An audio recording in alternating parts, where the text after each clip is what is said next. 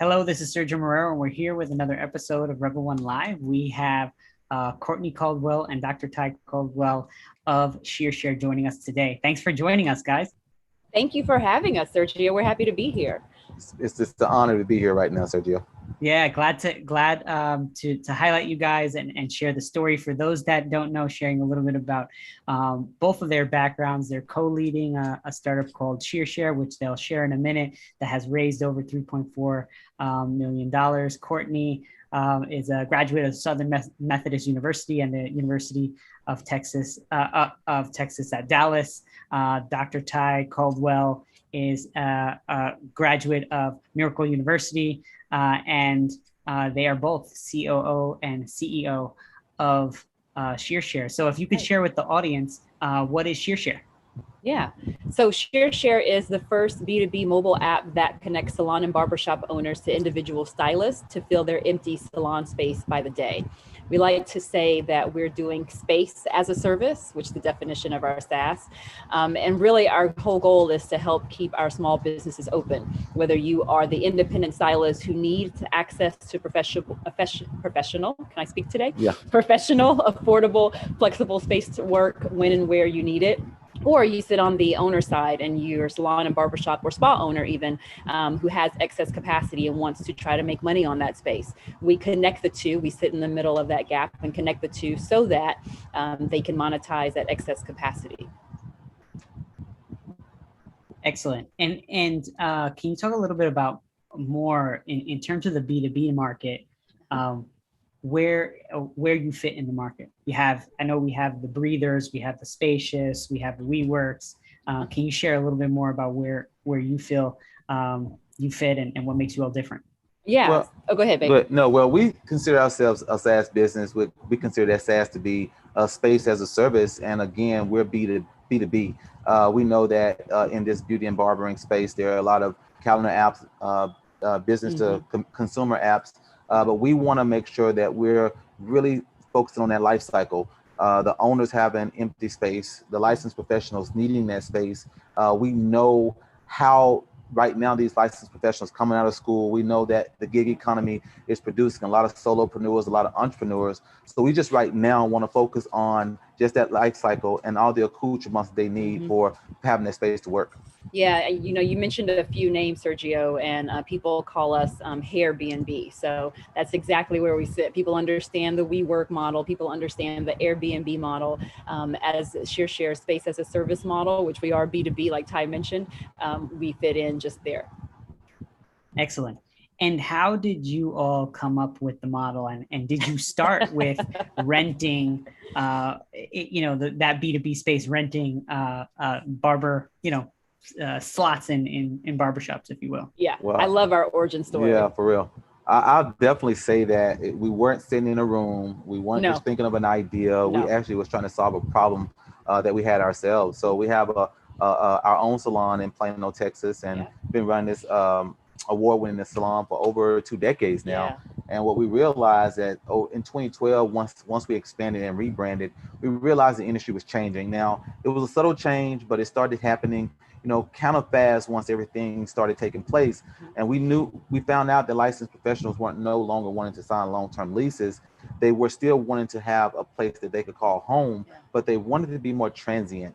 And so after we had expanded and rebranded our salon, like I mentioned, we had empty space just lying dormant for about 6 to 9 months. And we just, after having a list of people waiting to get into the salon, to now having empty space that was just lying dormant, it was just really something that just kind of caught us by surprise. And what I realized is that at that time, you have a lot of the solopreneurs coming out. You have a lot of salon suites coming out, and solopreneurs have been given that tag name where they're coming from entrepreneurs to where they want to be a business of one. And so we really wanted to make sure that we were doing our due diligence. But one day a licensed professional came into the salon and said that she was moving from the side of town we were at to the southern side of the town, and that she was leaving about 20 to 25 clients, and she wanted to know if she could work in my space. And the only caveat was that she didn't want to sign a long-term lease, nor did she want to work as an employee. And so I was a little bit taken aback. You know, I wasn't used to that. No. Even though the industry was changing, I went home and told my wife about it. And I told the lady I would get back with her the next day. And Courtney was like, that's a joke. That's not real. And I said, I tell you what, it is real. And we have this empty space. So I was like, you know, I would rather make something on it than nothing. Yeah. Went back the next day, gave it a whirl, had to think through some things, some apprehensions that she had and that I had to think of a price that I was going to charge by the day, something that I had never done before. Yeah. And she jumped on it after I gave her a premium price and had a great experience, found ourselves, you know, helping her. But one thing she wanted me to help her get into other salons in between where we were located and where she was newly located. And it was just a really something that I really wasn't expecting her to ask me, but I asked her why would she want me to do it. And she said she loved the fact that I was a licensed professional, that I could speak the jargon, but also I was a great host.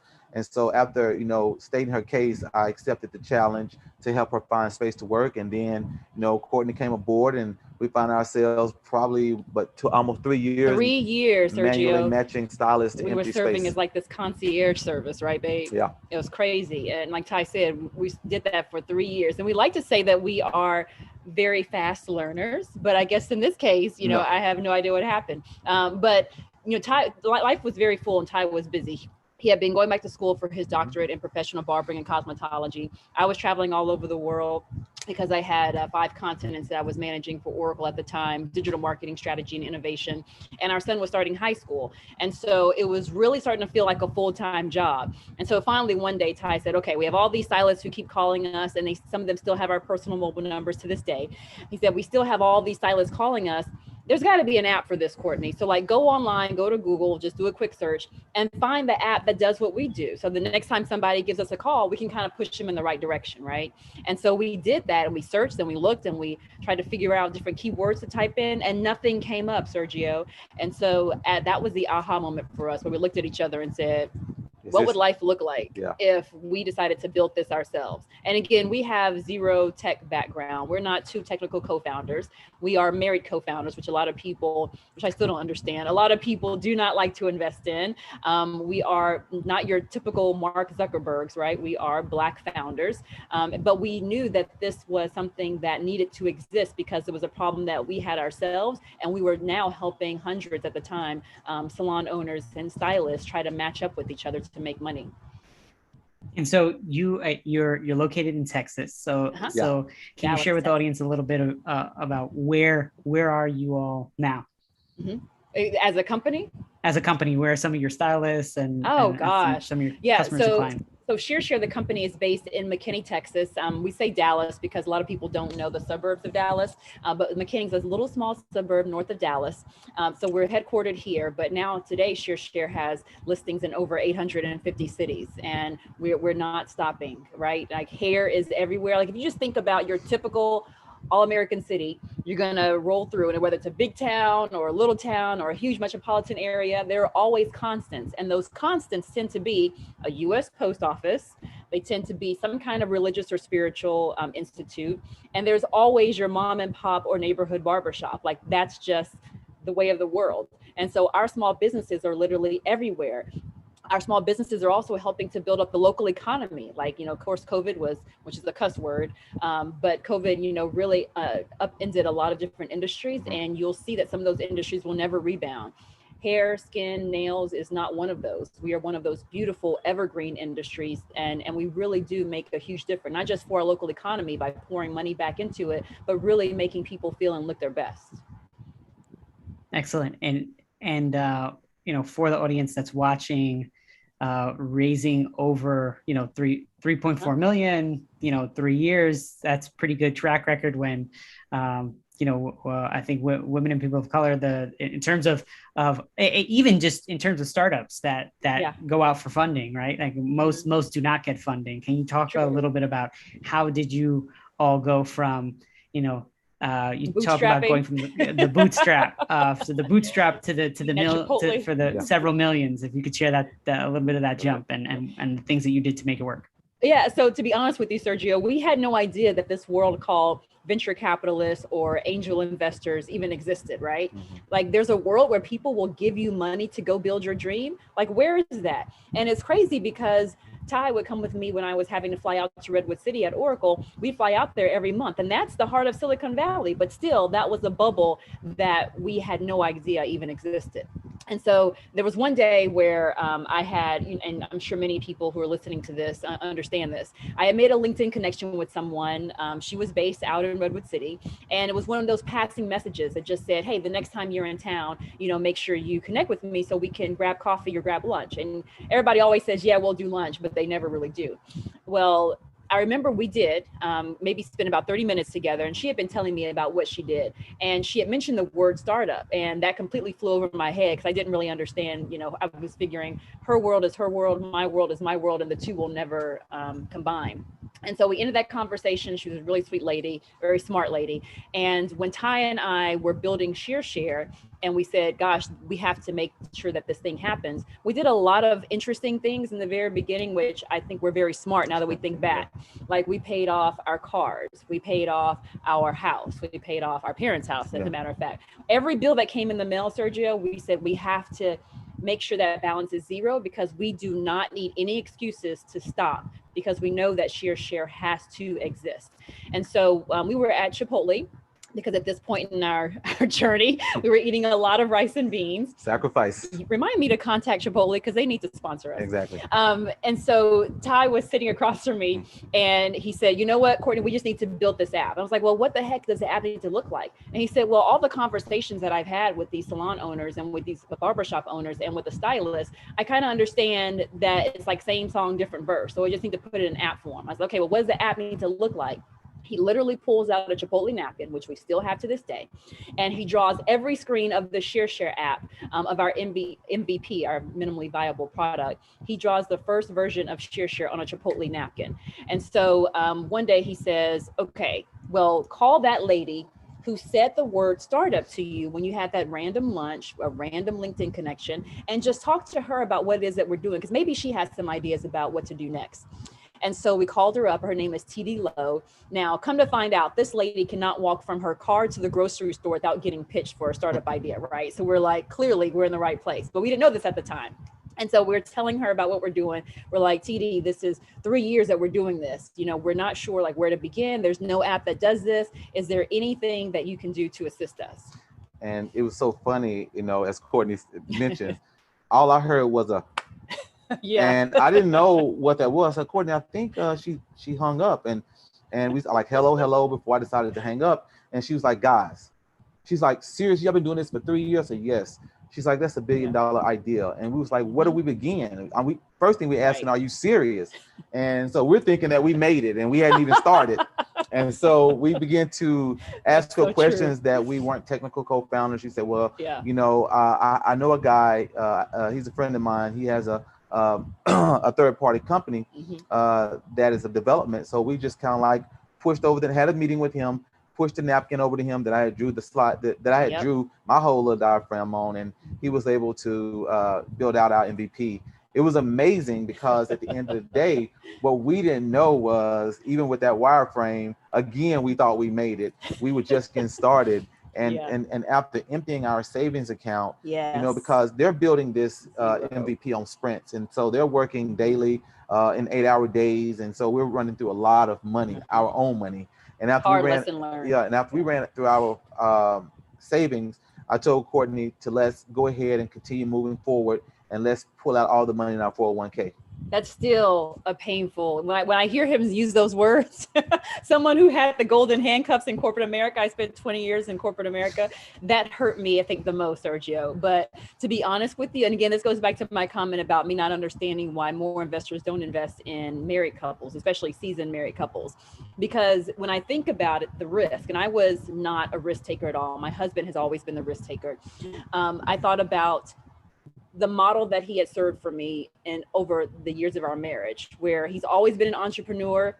I promise you, he is the most unemployable person that I know.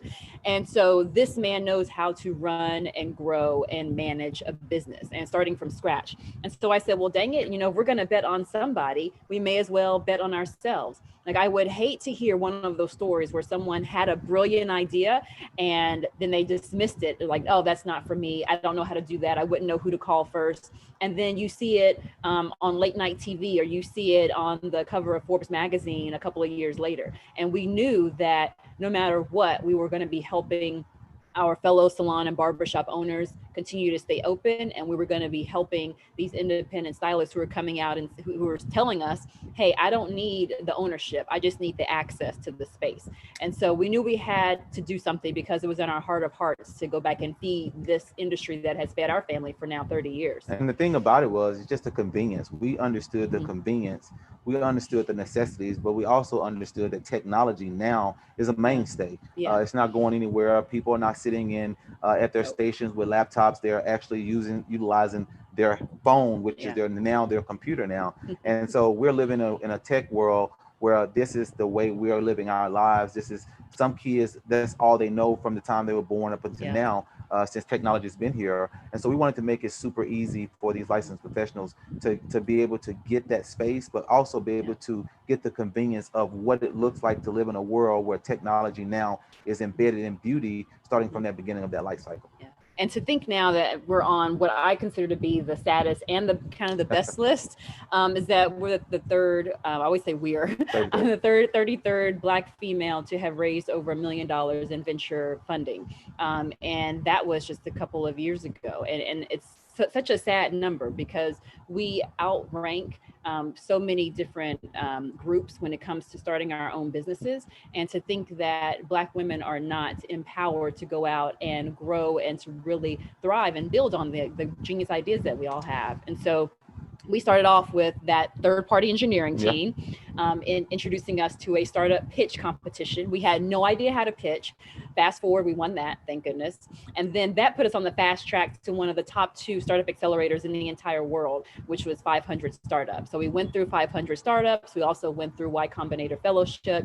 And after graduating from batch 19 of 500 startups, we officially started raising money. And it was hundreds, like literally hundreds of no's before we got to the first yes. And I remember walking into every room thinking, you have to come in with the same amount of zeal, the same amount of energy, the same amount of excitement as if you have not been told no 500 other times. And so that was the beginning of our journey to VC fundraising. And $3+ million later, 3.4 plus million. That's right. Here we are.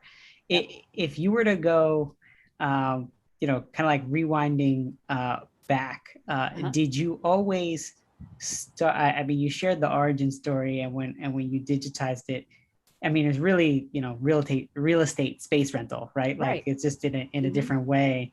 How did you, can you talk about some of the changes you made and how you made those along the way? Was it always like renting space, or did you start off on other either business models or products? Yeah, we don't just rent space anymore. Oh, I will jump in. And so, it's always been Ty's vision, and feel free to jump in, babe. It's always been his vision that's been a lot bigger than filling the empty space. And again, just serving as that very, the basic blocking and tackling of getting a body in here, making sure that person has a professional setting in which to work and serve their clients and do their best work. And on the flip side, that salon and barbershop owner has an opportunity to make money on their empty space that goes to their overhead so they can keep their small business open, right? But Ty's always had, a bigger idea, which is every time that we fell down in this industry, I'm going to talk to bankers for loans, trying to figure out what relationships needed to be had for retail sell through, trying to figure out which vendors are the best for my clients, thinking about how to better source team members if you wanted to start your own salon or barbershop or spa. I mean, the list goes on. But he said, every time we fell down, all those hurdles, I want to completely eliminate and give that back to this industry on a pay-as-you-go model. So now we're space as a service where you can rent salon and barbershop space by the day, by the week, by the month, just without contract and no long-term commitment. And you now have the opportunity to purchase professional liability insurance for $5 a day, which has never happened before. It's another pioneering first in our industry that came out of this genius head here. And we spent 2 years talking with the largest insurance company in the world, which is Lloyd's of London. And they decided to partner with us. We're actually their first beauty sharing economy brand, and we're pretty proud of that. But that just goes to show you how important the sharing economy is, how important the beauty, barbering, esthetician world is. We're not going anywhere, and people are starting to wake up and understand the true value that we do bring to the American economy. But in the future, you will surely see a lot more B2B tools. Like Ty mentioned earlier, it feels like we're just getting started every single day. Yeah. And if you can share a little bit with the audience about the market that you play in, how big is it, how many people, just to give them a sense of the size. Huge. Well, the market is huge. I think that when you think about, just the market itself, we're talking about multi-billion-dollar market. When you think about the size of the market when it comes to licensed professionals, there are over close to 2 million licensed professionals, hair, skin, and nails, and counting. So because every year, every quarter, they're graduating a new batch of new stylists that are coming into the industry. So that number is now to be known still. Yeah, and we're growing 18%. We're expected to grow as an industry in the professional space 18% year over year until 2026, and we continue to see that skyrocketing. But you think about just in the real estate assets, like there are over 1 million salons, barbershops, spas, etc. In the U.S., and over 90% of those are what we call in the space non-employer based establishments, which means that these are people who are renting booths. They're independent contractors. They're renting booths and they're renting space, but they're on a long-term contract. And so you don't always know, how best to flex up or down your budget, but because we're providing this space to work that literally sits at the beginning of the stylist life cycle, and no matter what tool you use, whether a barber likes a pair of Walls clipper or Andy's clippers, or a stylist loves a certain hairspray or hair color, they have to have professional space to work. And so because space is one of the most expensive items on your P&L every single month as a stylist, we're making sure that we cover off on that. And again, give people the opportunity to grow their business on their own terms. Absolutely. Excellent. So for the audience that's watching, can you share a little bit more on what is next for Shearshare? So much. You want to talk about version 2? Oh my God! Version 2 is we're creating not only space to work and by the day opportunities and products, but also we want to give this industry an ecosystem. So we are now with our version 2. We're not just asking them when they want to work, where they want to work, but how they want to work. And so we're giving them the opportunity to tell us. But this is through so much time of data that we've collected over the years, so many questions, and we understand as an industry and as a company that we really have to make sure that we key in on the consumers, the businesses. And if you think about it as an Uber. So if you was to hop into an Uber and you was to get a ride and you didn't have a not so good ride or a not so good driver, you're gonna get a rating. And so the rating is gonna ask you, how was the ride? But who is that consumer looking to put fault on? They're looking to put fault on the platform. And so we want to give our licensed professionals, salon owners and hosts, and licensed professionals and stylists that are using it, we want to give them the opportunity to now understand that we are giving them that brown glove service that they so rightfully deserve. So in our version 2, we're creating something that's going to really be there for them and give them the opportunity to tell us more about how they want to work, not just how, but when and where. And so we give them the opportunity to tell us more data and give them more back what they have always given us. Yeah, and Ty's right. I mean, when we talk about just changing something so minute on the platform, Sergio, that comes with a lot of different questions and a lot of different surveys and a lot of different conversations that we have had personally with our stylist community at Shearshare, that our ops team and our customer support and marketing team have had with our Shearshare community. And so it's not because we wake up one day and say, oh, that button should be red. No, we're asking our stylists. And the fact that I love that our Shearshare community is so vocal. Like when we say, hey, we're thinking about this, they will tell us, absolutely not. That's the silliest idea ever. Or they'll say, that is genius. I've been looking for that. And so they're the ones really who are building this platform. We just happen to be kind of the tech people behind it, trying to make it sexy. But in the future, you'll see also in V2, again, answers to questions that people have asked us, where stylists are asking us, hey, I'm booking now, like a couple of weeks or like a month in advance.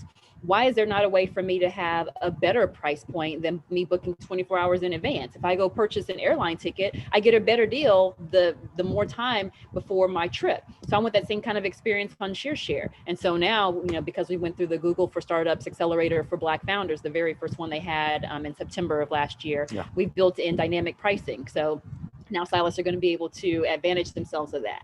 And hosts ask us all the time, well, how many hosts are in my area? What's the average price point? How busy do they stay? What can I do to make sure that I'm top of the list? Or how can I would want to be able to reach out and initiate conversations with stylists in my area who maybe just joined the platform yesterday. How can I do that? And so we're giving them access to a dashboard. These are analytics and reporting mechanisms that they've never had before, because people have never been asking questions about, renting space by the day, and then being able to give them access to a pricing calculator. But that's just on the space as a service side. When you think about the virtual beauty supply store that we're putting up. And so now stylists who may have an independent product can add their product to the Shearshare platform. They may not be able to walk into a Walmart or a Target or a Sally's or an Ulta today and get shelf space, but by golly, we're going to give them that shelf space. And our pond is the perfect pond to fish out of, because only licensed beauty and barbering professionals are using Shearshare. You don't have to compete with the newest pair of Yeezys. You don't have to compete with American Airlines and a trip to Bermuda. You have the attention of only licensed professionals in your industry. So why not sell to that group? Especially when, 9 out of 10 times when a stylist recommends a product to their clientele, the clients will buy it. And also, when we were at home for COVID quarter, as I call it very fondly, we were seeing that a lot of people were asking questions about, how can I keep money in my bank account right now when I don't have my hands in someone's head? And so honestly, our team took all of this beautiful knowledge that's 30 years inside this man's head, and we said, okay, we have to figure out how to, make this an education source. Before I forget, I do want to make sure that I want to applaud our team, because we actually helped over 150 small businesses get approved for PPP funds who had been denied previously. So very happy and proud of our team for that. But then we also started to put out content in bite-sized chunks. We understand that our industry is very aesthetically and visually stimulated. So it's all about, why is it important for me to have a relationship with my banker? How can I transition aspects of my business to an online model? How do I build teams? How do I keep that mental wellness sharp and intact, so that when I'm back in, and then how do I think about pricing, now that, I have extra expenses? And again, my husband knows what a nail tech is going through in year 5. He knows what a brand new licensed esthetician is thinking about when she just gets licensed in her state. He knows what a barbershop owner is thinking about in year 15 of his or her business. And so again, just taking all of that knowledge and sharing it at no extra charge to our Shearshare community, because again, we know that we feed them and they feed us. So we have to make sure this always is a win-win. Excellent. So thank you everyone for watching. Thank you, Dr. Ty and Courtney Caldwell, both the CEO and COO of Shearshare. For those that have just tuned in, please join us next time to hear from more great founders and investors. So thanks again, Dr. Ty, and thank you, Courtney. Thank you so much for having us, Sergio. You guys can go to shearshare.com, or feel free to download the app, or have your hairstylist or your massage therapist or your nail technician or your makeup artist download Shearshare. It's a free app, both available on Google Play and the App Store. Thank you for that. Awesome. Great. Thanks, everyone.